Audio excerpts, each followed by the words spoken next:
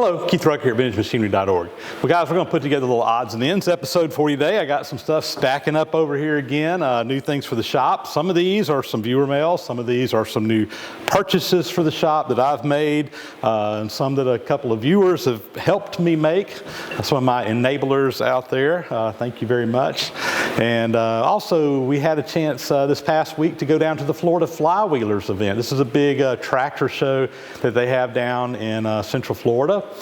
Each year. They actually have a couple of shows a year. The February show is probably the biggest, and the biggest reason I wanted to go down was to do the swap meet. They have this huge swap meet down there, just acres and acres, probably 100 acres of people just set out with all kinds of stuff, all kinds of different vendors, everything from professional vendors that go around to these shows to local people who, almost like a big flea market, and there are always treasures to be found. And we had a really good time down there because actually several of the YouTube creators such as myself got together down there, and we kind of all hung out a little bit together and did a little bit of looking for stuff. So Adam Booth was down there, Mike Wiggins over at Backyard Machine Shop was down there, Jim Bollinger, Do Right Fab, who doesn't live very far, he was down there. In fact, he actually had a bunch of us over at his shop the following day to have just a little get together for just some of the YouTube guys.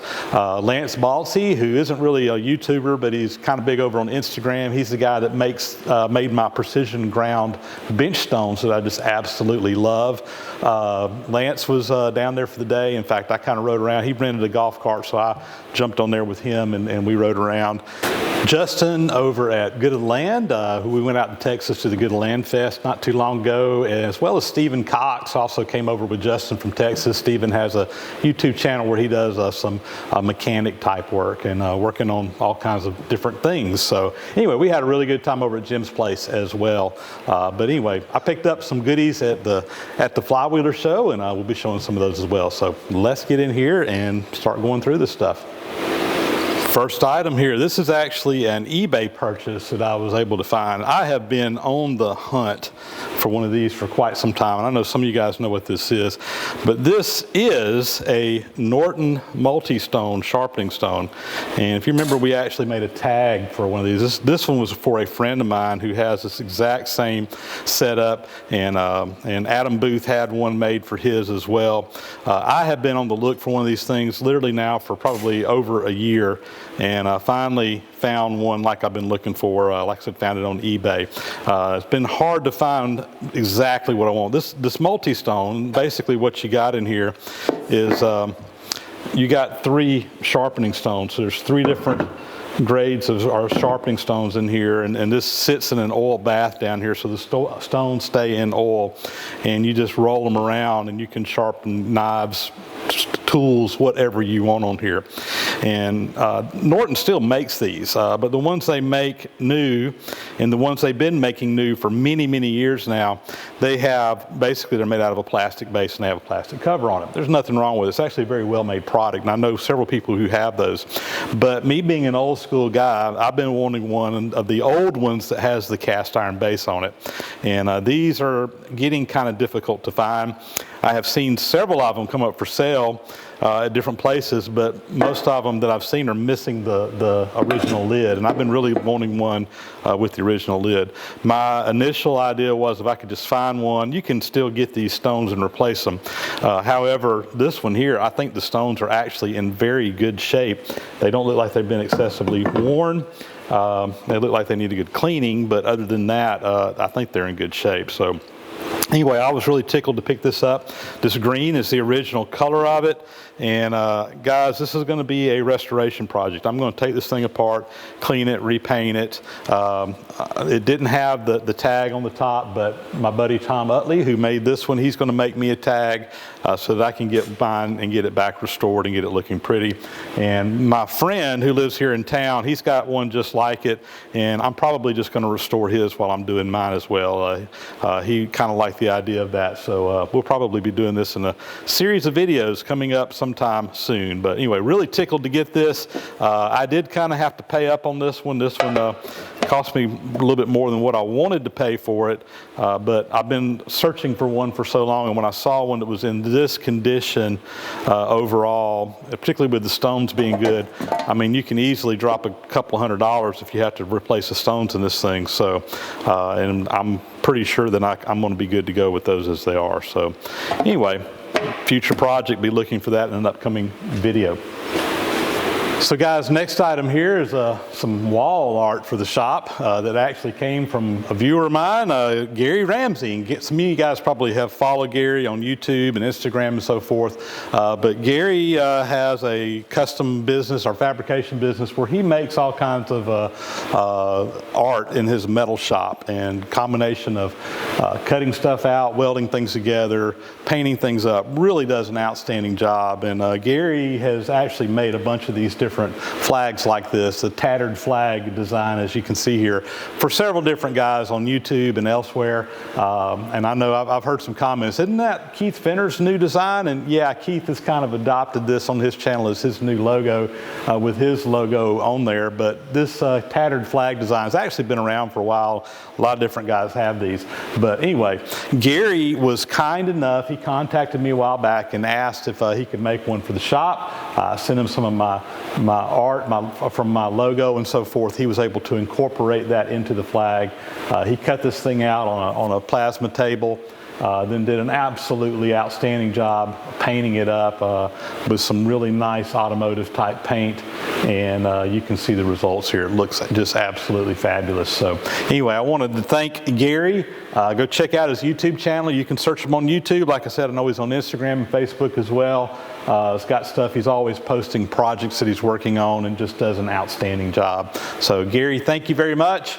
It looks great on the wall. I'm sure you guys will be seeing this in the background, some of my shots around the shop now that we got it in here. So thanks again, Gary. So this next one here, I am really excited about this one. This is actually a purchase that I made for the shop here recently, and this was a Craigslist find, not by myself, but actually by one of my viewers who saw this on a local Craigslist ad up in the Ohio area and was kind enough to send me an email and alert me to it. And when he did, we actually worked out he was not, or he was going to be over there in the area where this thing was at, and he eventually actually offered to go by and purchase it on my behalf and ship it down to me, which just worked out absolutely great. So we got a nice wooden box here, and what is inside? And when you open it up, what we have here is an original Kingway alignment tool. That was an item that was designed by Richard King's father to use when in restoring and reconditioning machine tools. So let me pull this out and kind of show it to you here. So this is basically a tool that can be configured in many different ways that you can put on a machine to use for measuring, doing alignments, measuring for wear, measuring to see how precise something is. And this is designed to work on ways like the way I have it set up right now. You would set this down. It's got a little notch in the bottom, down here on the bottom. It's got a little slot. You put that on the top of the ways on a lathe. You put this over on the other side on one of the flats, and you could slide it along the ways. And up here we have some precision levels. These are, I think these are, what are they? They're like a half of each line on here is like a half of thousandths per foot, I think, if I can remember. I'll have to double check that, but in other words, this is like a master precision level, very precise. But you can actually read these levels, and as you slide it in different positions, it will give you an idea as to how that machine is changing from wear. You can also, it's got a little rod here that you can put an indicator on and set it up to sweep along surfaces and so forth. These are pretty uncommon common to find, and when you do find them, they're usually pretty expensive. And like I said, this is an original one. This one was actually made by Tumico, the tubular micrometer company, which Kingway actually licensed them to make these, and there are versions of them out there that were made by Richard's dad and that he sold directly, but most of them are the ones made by Tumico, like this one right here. You don't see them come up very often, and when you do, they usually go for big money. I got very fortunate. The person had it listed on Craigslist for $250. When my friend went by and picked it up, he ended up paying $200 for it, and then he shipped it down to me, so I had a little bit of shipping costs in it as well. But I was just really pumped. This thing is in absolutely fantastic condition. I mean, you can tell it's been used and it's got a little bit of wear, but all in all, it's in great shape. Comes in the original box. We got the part here to mount an indicator on, and there's some extra arms in here for using if you want to make it up higher. So you got a tall one to go for both sides here if you want to set it up that way. So it's got those in here. Anyway, I'm really excited because this is something that we've used in our scraping classes. Richard's taught us how to use these, and it's something that honestly I didn't know if I would ever be able to find an original one like this, but I'm just really excited to be able to get it. So anyway, I'm pumped. Thank you very much to my viewer who alerted me on this, and for your willingness to help me out by serving as my local contact to go by there and pick it up. So awesome addition to the shop, something that we'll definitely get to use in rebuilding machines around here. Next item here is a little viewer mail gift that came to me from Kevin Jones, and Kevin was actually in one of my recent scraping classes that we had, and just as a thank you for hosting the class and letting him take over my shop for a week to do the scraping class, he sent this little piece of wall art here along to hang up in the shop. Basically says "My barn, my rules," which pretty much is the rules of the land around my shop here. So, and since my shop kind of looks to resemble a barn, and I kind of built it that way, this really kind of works very well in here. So I will be installing this somewhere up where it is in a prominent sight, so when people come in here, they can look at that and realize who's the boss. How about that? So anyway, Kevin, thanks a lot. Enjoyed having you in the scraping class. Enjoyed getting a chance to meet you, and we'll definitely get this put up out here. Thank you very much. So this next item here is actually a new purchase for the shop. This is something that I purchased to use out here. What we got is a hardness tester, steel hardness tester. Rockwell C scales are on here, and basically you can use this to tell how hard metal is, so when you're doing heat treating work and so forth like that. And with my recent purchase of the heat treat oven, the little Hot Shot 360 that I picked up from Stans & Kasky over at Barzy Industrial, this is something I really kind of need to measure what we're doing. So I got this from PTC, which is a great company out in California. They've been big supporters of the Barzy Summer Bash every year. And actually the guy that, one of the guys that works out at the company, he actually came to one of my scraping classes a while back. But I sent him a note, told him I was looking out for one of these, and ended up purchasing one from them. I really asked them for their recommendation for what was going to be best for my needs, and they recommended this model. They actually sell several different ones. So let me kind of show you how this works. They send along a little standard. This is something that's been standardized, and this, you see there's a 50.4 hardness Rockwell C ±1, and there's 4 little dimples on there, and that's how you measure this. And I can calibrate or check the calibration anytime. It comes with a little tool. This is like a little automatic center punch, but it doesn't make a sharp point. It's actually rounded over on the bottom, and this is calibrated with a certain spring pressure so that when you push down on it, see, I don't want to do that piece right there. Let me grab just a piece of steel. So here we go. You just take this, and you would really want to have something that's a nice smooth surface, and even hit it with some sandpaper first. But just to kind of illustrate here, you take this, you push down on there, and it's going to leave a little dent in that part. And basically you can then use this tool to come in here. You put this over. This is a little microscope. There's a little mag light on the side that lights it up so you can see. You look down this tube, and there is a scale in the bottom of this. Turn that back off.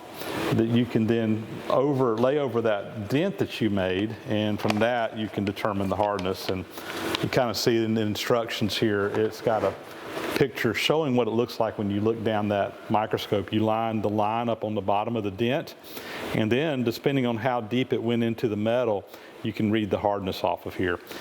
So anyway, just a little tool there to check hardness. I've actually already used this a couple of times in the shop, and this is something I'm sure that we'll be using more and more. But anyway, nice little tool there. You can check out PTC online. Their website is www.ptc1.com, and they've got a lot of neat little tools out there. And anyway, I'm glad to have this. Like I said, this is something that I purchased, something that we'll get to use here in the shop, and real happy to have that. So next, a couple of items I picked up out at Flywheelers at the swap meet down there, and no particular order here, but this first one is a little Ames indicator. This is a tenths indicator, so measures to 10,000ths of an inch. Appears to be in decent shape. I'll probably send this out to Mark Rotowski over at MR Tool Service and just let him go through it, clean it up. But it appears to be looking, he can put a new crystal on there. Ding dong me, I dropped the stupid thing and put a little dent in the bezel there, but it seems to be working all right. It needs to have a tip put on there.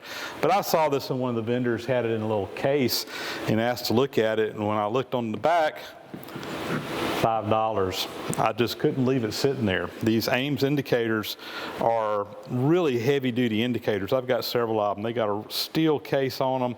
When you pick one of these things up, they're just heavy. These things, like I said, I think you can run over them with a Mack truck and they'd still just keep on working. So I was really tickled to get that. Another item here is one of these little Eagle oilers. This is the Eagle 66 oil can, the little brass ones. And I have to tell this story because I got to the Flywheelers, to the swap meet, a little bit ahead of my buddy Adam Booth. And Adam, he's got a bunch of his videos where he shows these oil cans. He's picked up a bunch of them over the years. And I wasn't very deep into it, and I saw an Eagle 66. Actually, the first one I saw was it didn't say Eagle 66 on it. I think it was probably made by Eagle, but it was not marked. Very similar to this one. Picked it up, looked at it, and they wanted $10 for it, and I said, yeah, I'm buying that. And I was joking around with the guys. If nothing else, I said, I'm just buying it before Adam gets here, just so I can get it ahead of him. A little bit later on, I found this one. This was in another vendor had it. I had to pay up for this one. It cost $12. But anyway, I got two of these. One of them actually traded to Jim Bollinger for an item. I'll show you that here in a minute. But anyway, I haven't put any oil in here to see if it pumps, but it looks like it's in good shape. I think it'll work fine. And these things are really cool to have around the shop, and you can't seem to have too many oil cans. So anyway, nice little Eagle 66. A little spanner wrench here. Found that. This one's made by Armstrong, and the guy wanted $2 for it, and I've got a bunch of spanner wrenches over there. I keep acquiring these. You just never know. These things, when you need something that's that spacing, they're nice to have when you're working on tools and equipment. So usually you'd have a round head that would have like these two holes in there. You can put that on there, and it's a wrench to tighten and loosen something. So I'll put these on my other spanner wrenches. Picked up this little Stanley Rule and Level Company. This is a little boxwood ruler. This thing is really old. This thing's probably late 1800s, but you can see it unfolds into a ruler that's, 24 inches long, so 2 foot. You can see there. And it's brass and boxwood. Really neat. This one actually says on here, Stanley Rule and Level Company. I need to go look this one up and kind of get an idea of when it was made. These rulers like this, I know they're actually collectible. There are people who collect these things. This one is a number 62. I'm sorry, number 62. Anyway, I like them. I've got a few of them, and I think I had to pay, was it $12 for that one, which I thought was a really good deal. This one here, I actually picked up from my buddy Tom Utley, who makes the machinery tags. This one is Miller's Falls, and what we got here is a set of number stamps.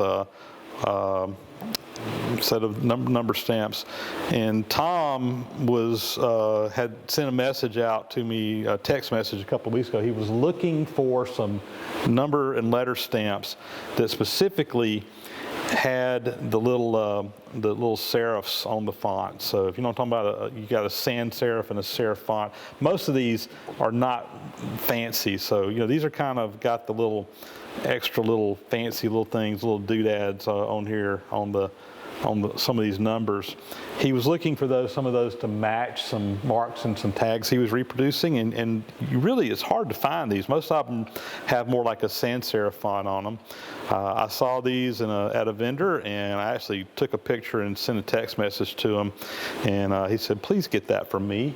And I had to pay $35 for this set, which I thought was a pretty good deal. These are 1/4 inch tall. He probably would like to have some that are not quite as tall as these, but anyway, that was a good deal. So picked those up for Tom Utley, and I'll be sending those back across the country to him in the mail.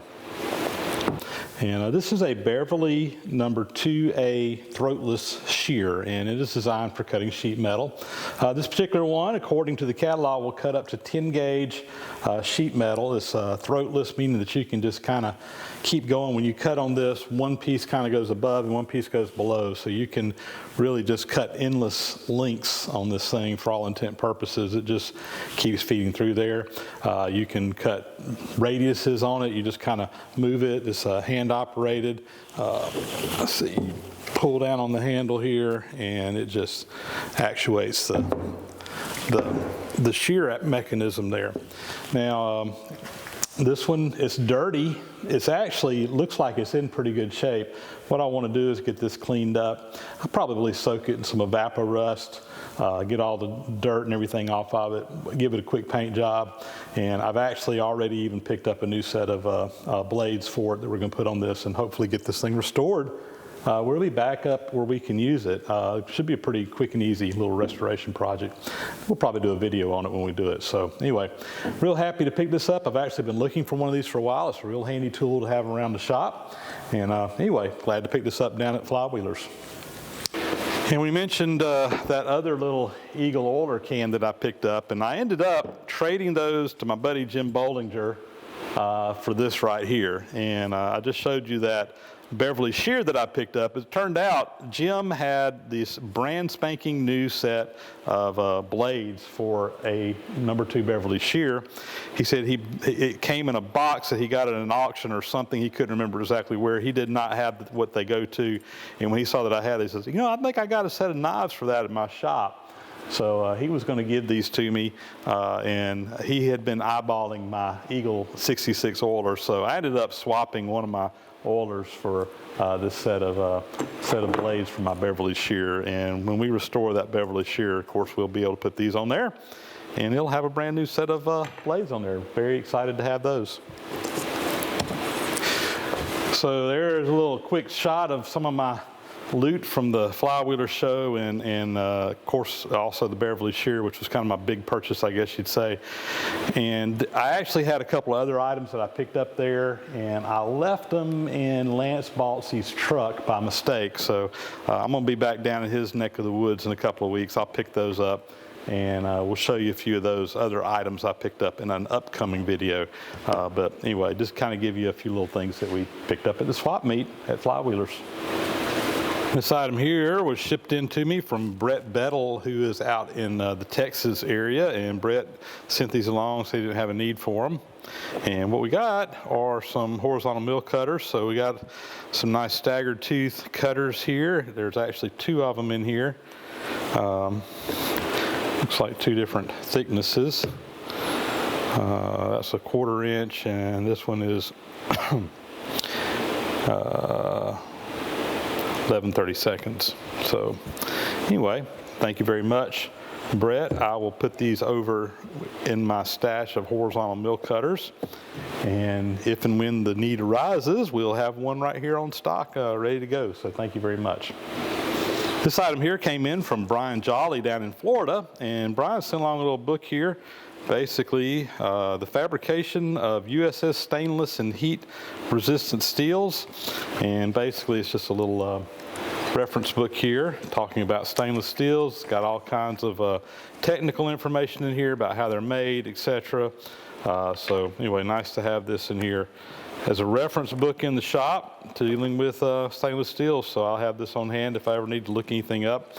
We will add that to my growing library of all kinds of industrial metalworking, steam engines, etc., books that I seem to be collecting here. So thanks a lot for sending that along to me, Brian. I thought I'd give you a quick update on the restoration of these cabinets that I got. So I shared in a odds and ends video a while back where I had bought 3 of these cabinets from a gentleman. They were in kind of rough shape. Mechanically, they were in decent shape, but the paint was peeling off of them. There was some rust, there was a few dents, etc.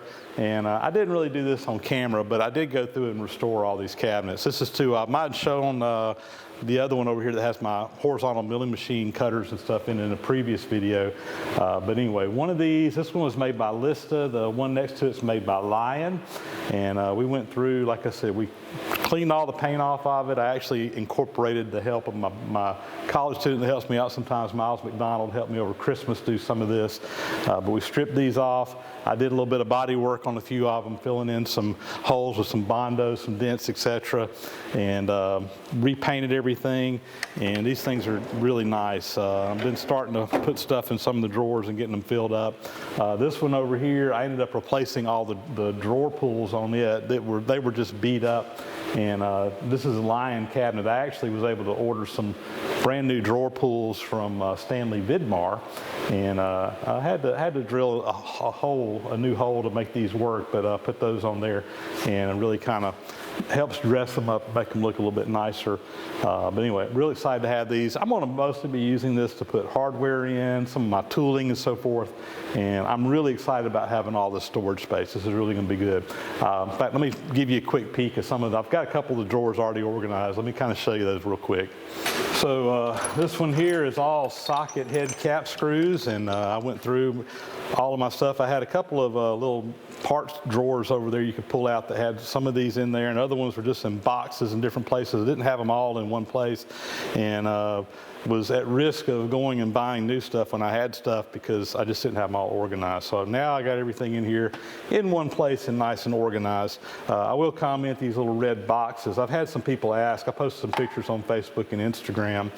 These are made by Scalar, and you can order these directly from the company, or you can order them through Amazon.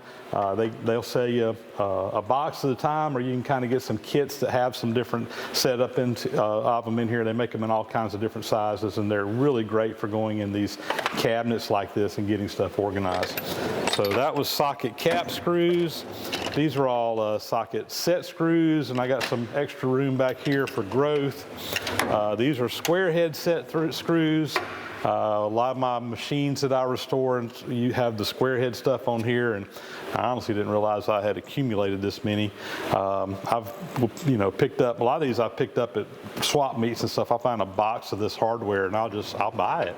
It's cheap, These are all square head bolts, and I got a bunch of empty spots in here, but again, restoring old machinery, I use a lot of the square head stuff, and you can still order the new square head bolts from like MasterCar and so forth. So I need to get some more sizes.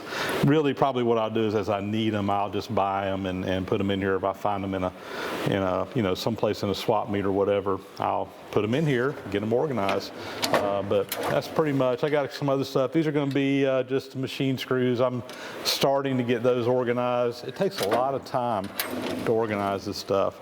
Anyway, so real excited to have these. This is going to be a big asset to the shop. Like having my stuff organized, and these cabinets do a great job of that.